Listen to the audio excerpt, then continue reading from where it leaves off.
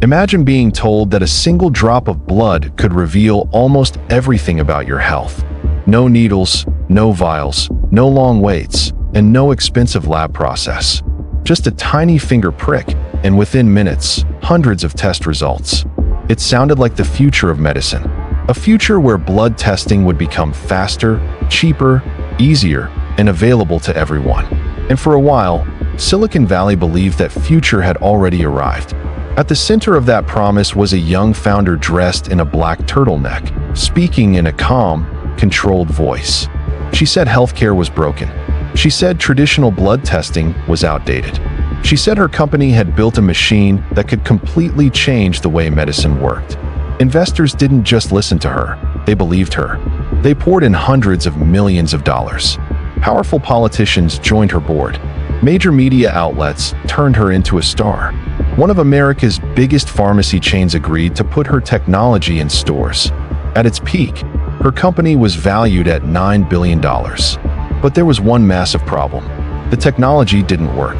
The machine that was supposed to transform medicine was allegedly producing unreliable results. Behind the scenes, employees were panicking, scientists were questioning the data, and insiders were beginning to realize that the company's greatest product might not be a medical breakthrough at all. It might be a story polished enough to fool investors, powerful enough to silence doubt, and dangerous enough to put real patients at risk. So how did it happen? How did a college dropout convince some of the most powerful people in America that she had solved one of medicine's hardest problems? How did a company with a broken product become one of the most celebrated startups in Silicon Valley? And how did that billion-dollar dream collapse into one of the most infamous fraud scandals in modern business history? Today, we're breaking down the full story of Theranos, the ambition, the secrecy, the hype, the warnings, and the lies that helped build a medical empire on a promise that may never have been real. This is not just the story of a failed startup. It's the story of what happens when charisma outruns evidence, when hype replaces proof, and when an entire industry becomes so desperate for a miracle that it stops asking the most important question of all: does it actually work? This is Money Trap. Let's begin. The story of Theranos begins with Elizabeth Holmes. In the early 2000s, Holmes was a student at Stanford University. She was young, highly ambitious, and deeply determined to become more than just another founder in Silicon Valley. She didn't want to build a small business or launch a simple app. She wanted to create something world-changing, something big enough to put her name beside the most famous innovators in tech history. Her idea was incredibly simple, and that was exactly why it was so powerful. What if blood testing could be reinvented? Instead of taking multiple tubes of blood from a patient's arm and sending them through a traditional lab system, what if you could use just a few drops of blood from a finger prick and run dozens, maybe even hundreds, of tests from that tiny sample? If that technology existed, it would be revolutionary. It could make blood testing cheaper, faster, and more accessible. It could make diagnostic medicine feel more like consumer technology, simple, convenient, and scalable. It could disrupt an entire industry worth billions. And that was the magic of the Theranos pitch. It wasn't just a product idea. It was a perfect story. It promised speed, affordability, convenience, and most importantly, hope. It offered a future that people wanted to believe in. Holmes eventually dropped out of Stanford and founded the company that would later become Theranos. From the very beginning, the company wrapped itself in secrecy. Information was tightly controlled. Employees were reportedly separated into isolated teams. Many people inside the company didn't know what other teams were doing. Questions were discouraged. Internal transparency was limited. Loyalty to the mission seemed to matter more than open discussion. From the outside, this secrecy could be framed as the behavior of a stealth startup protecting a revolutionary invention. That's how many people saw it. But secrecy becomes dangerous when it stops protecting innovation and starts protecting weakness. And inside Theranos, that line may have disappeared very early. Elizabeth Holmes didn't just build a startup. She built a character. The black turtleneck, the carefully measured body language, the deep, deliberate voice, the minimalist public image. Everything about her seemed designed to create one very specific impression. She looked like Silicon Valley's next Steve Jobs, and Silicon Valley absolutely loved it. Holmes fit the founder myth perfectly. She was young, confident, mysterious, and she claimed to be on a mission to change the world. She wasn't just selling a machine, she was selling a revolution. And in the startup world, a powerful narrative can sometimes be more valuable than a working product. As Theranos grew, Holmes' reputation exploded. Magazine covers turned her into a symbol of innovation. Media profiles presented her as a once-in-a-generation entrepreneur. Investors saw a rare opportunity to back a founder who seemed to have both a world-changing mission and the confidence to pull it off. Then came one of the most important ingredients in the Theranos illusion: credibility by association. The company built a board packed with powerful names, including former secretaries of state, military leaders, influential political figures, and major public personalities. To the outside world, this looked like proof. If people at that level were willing to put their names behind Theranos, then surely the technology had been properly vetted. Surely the science had been proven. Surely somebody had looked under the hood. But that assumption turned out to be dangerously naive. A famous board does not equal a functioning product. Political prestige does not equal scientific validation. And a visionary founder does not automatically equal the truth. But by that point, the myth was already taking shape. Holmes had become the face of a future that investors, journalists, and business partners desperately wanted to believe in. And the more powerful people endorsed her, the harder it became for anyone else to ask uncomfortable questions. Because questioning Theranos no longer meant doubting one company. It meant doubting the entire machine that had built its reputation. At the heart of Theranos was one central claim: that its proprietary machines could run a huge number of blood tests using only a tiny amount of blood. This wasn't just a feature of the company. It was the company. Without that technology, Theranos had no revolution, no disruption, no billion-dollar valuation, and no reason to exist in the form it presented to the world. And this is where the story starts to fall apart. According to reporting and later legal allegations, Theranos devices struggled to produce reliable results. The machines were reportedly inconsistent. Some tests didn't work properly. Some results were inaccurate. There were concerns about calibration, quality control, sample handling, and the basic scientific reliability of what the company was promising. That alone would have been a major problem. But a startup having technical problems is not automatically fraud. Startups fail all the time. Ambition exceeds reality all the time. A difficult product doesn't always mean deception. The real question is what a company does when it knows the product isn't working. Does it slow down? Does it tell investors the truth? Does it stop making public claims? Does it pause expansion until the science is real? Or does it keep the story alive and hope reality catches up later? According to accusations and reporting, Theranos kept the story alive. One of the most disturbing allegations to emerge was that the company used traditional third-party lab equipment for many tests while continuing to present itself as if its own breakthrough technology was doing the work. That distinction matters enormously, because the entire Theranos pitch was built on the idea that Theranos had solved a problem no one else could solve. If the company's own system wasn't truly delivering on that promise, then the foundation of the business was in danger from the very beginning. Inside the company, some employees reportedly began to realize that something was very wrong. But speaking up inside Theranos was not easy. Former insiders described an environment shaped by secrecy, fear, compartmentalization, and pressure. Teams were siloed. Access was restricted. Criticism was unwelcome. In a company that claimed to be reinventing healthcare, too many people seemed unable to ask basic scientific questions without risk. And that should have been a massive warning sign. Because in medicine, secrecy can be expensive. In diagnostics, overconfidence can be dangerous. And when blood test results are involved, failure doesn't just threaten investors. It can threaten patients. Theranos could have remained just another overhyped private startup if it had stayed inside conference rooms and investor presentations. But it didn't. The company pushed its story into the real world, into actual healthcare settings where real people could be affected by whether the technology worked or not. One of the biggest turning points was Theranos' partnership with Walgreens. This was a huge win for the company's public image. A giant pharmacy chain agreeing to work with Theranos gave the startup something even more valuable than money: legitimacy. To the average person, this partnership sent a simple message. If a company like Walgreens is willing to put this technology into stores, then it must be real. And that is what made the situation so serious. Because now the stakes were no longer limited to investor losses or startup hype. Now the story was entering people's health decisions. Patients were trusting test results. Consumers were stepping into wellness centers. The illusion, if it was an illusion, was no longer trapped inside Silicon Valley optimism. It was now entering the medical lives of ordinary people.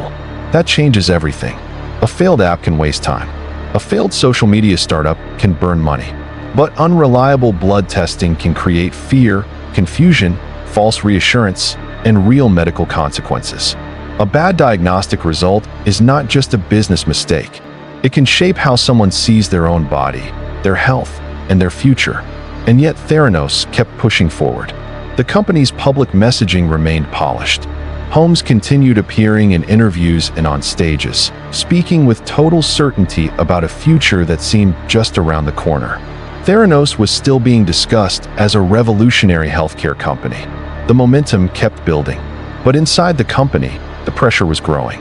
Because the bigger the promise became, the harder it would be to hide the truth if the technology still couldn't support it. And at Theranos, the gap between image and reality appears to have been widening very fast. One of the most dangerous things about a corporate fraud story is that the warning signs usually exist long before the collapse. The problem is that almost nobody wants to listen to them. At Theranos, some of those warning signs came from inside the company. Former employees and insiders reportedly raised concerns about the devices, the testing process, and the accuracy of results. Some were deeply troubled by what they were seeing. Some questioned whether the company's claims matched reality. Some feared what would happen if the public version of the story continued unchecked.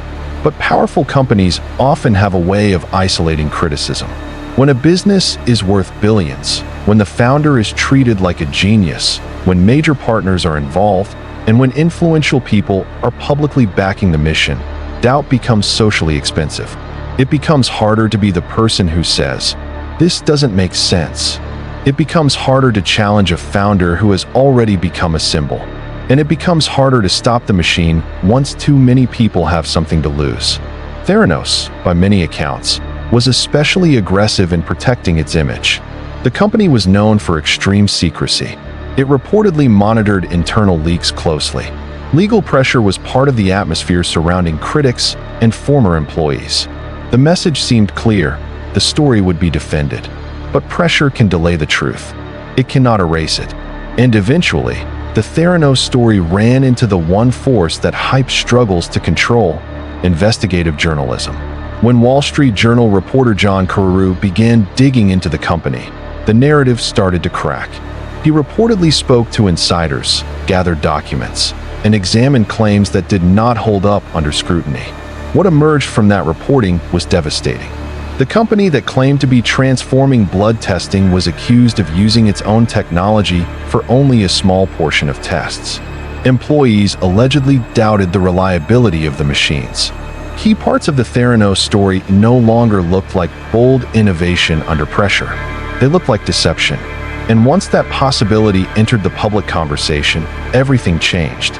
Because in fraud stories, the first real collapse often doesn't happen in court. It happens the moment the world stops seeing the company as a miracle and starts seeing it as a lie. After the Wall Street Journal reporting, Theranos entered the stage that many corporate scandals eventually reach, the stage where denial stops working, but the full consequences haven't landed yet. This is often the most brutal part of the collapse. At first, companies try to hold the line. They defend the product. They attack the reporting. They insist the critics don't understand the technology. They promise that everything will be proven soon. Theranos did what many powerful companies do when the first wave of doubt hits. It fought back. But public confidence had already been damaged. And once regulators, journalists, business partners, and investors start pulling on the same thread, the unraveling can happen very quickly. Theranos faced growing scrutiny from regulators. Questions about its lab practices intensified. Reports about quality control failures and compliance problems added to the pressure. Walgreens eventually ended its relationship with the company. Investors who had once treated Theranos like the future of medicine were now staring at a nightmare scenario. A startup built on extraordinary claims that appeared unable to survive ordinary verification. And the most devastating part of the collapse was this: Theranos hadn't just sold optimism. It had sold certainty. It had presented itself not as a company still experimenting, but as a company that had already solved the problem. That difference matters, because investors can forgive ambition. Markets can forgive failed bets. But when people believe they were sold a false reality, the fallout becomes much darker. The valuation that once made Elizabeth Holmes a paper billionaire began to evaporate. The myth of Theranos as a healthcare revolution started to collapse in public. The company's image, once so carefully engineered, now became evidence of something else. A case study in how easily modern business can confuse confidence with truth. And then came the legal reckoning.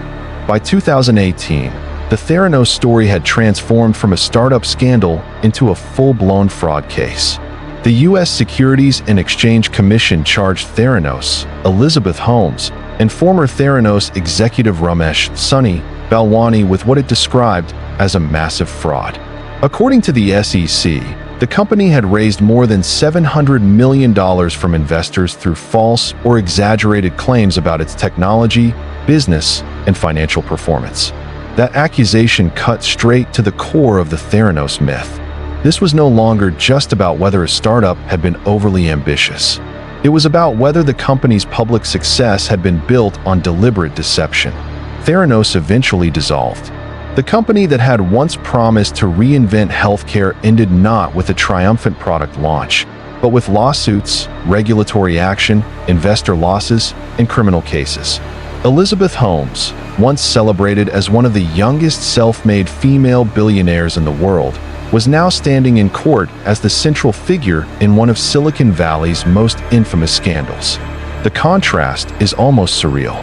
The same founder who had stood on stage talking about changing medicine was now fighting to defend herself against fraud charges. The same company that had been valued at billions had become a warning sign. The same startup that had promised a miracle had become a symbol of what happens when ambition, image, and unchecked power outrun reality. And maybe that's why the Theranos story still hits so hard. Because it wasn't just a company collapsing. It was a myth collapsing. It would be easy to tell the Theranos story as the story of one founder who lied. But that would be too simple. Theranos wasn't just the failure of Elizabeth Holmes. It was also the failure of an ecosystem that was eager to believe her. Silicon Valley has always loved the myth of the visionary founder, the outsider genius who breaks the rules, ignores the experts, and changes the world. That myth can be powerful when it's attached to real innovation. But it becomes dangerous when it turns skepticism into a weakness. Theranos exposed a deeper problem. Too many people were willing to trust charisma over evidence. Too many people treated elite connections as proof. Too many people saw media hype as validation. Too many people assumed that if the founder sounded convincing enough, the science would eventually catch up. And maybe the most disturbing part is that Theranos didn't survive because nobody noticed the red flags. It survived because too many people had reasons not to look at them too closely. Investors wanted the upside. Partners wanted the breakthrough. Board members wanted to be attached to the future. The media wanted a brilliant young icon. And the founder wanted the world to believe. That combination can be incredibly profitable for a while. It can also be incredibly destructive.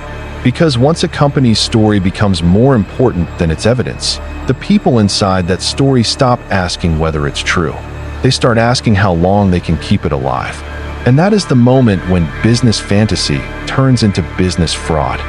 Theranos promised a future where blood testing would be faster, cheaper, easier, and more accessible than ever before. Instead, it delivered one of the most shocking fraud scandals in modern startup history. A company worth billions. A founder treated like a genius. A board filled with powerful names. a product that was supposed to change medicine. And underneath it all, a reality that may never have been able to support the story being sold. That's what makes Theranos so disturbing. Not just the money, not just the fame, not just the collapse, but the fact that so many smart, powerful, experienced people looked at this company and still wanted to believe. Because sometimes the most dangerous business trap isn't greed. Sometimes it's hope. If you want more stories about billion-dollar frauds, startup deception, corporate collapses, and the people who built empires on promises that couldn't survive the truth, subscribe to Money Trap. Because here, we don't just tell you which companies collapsed. We show you how the trap was built,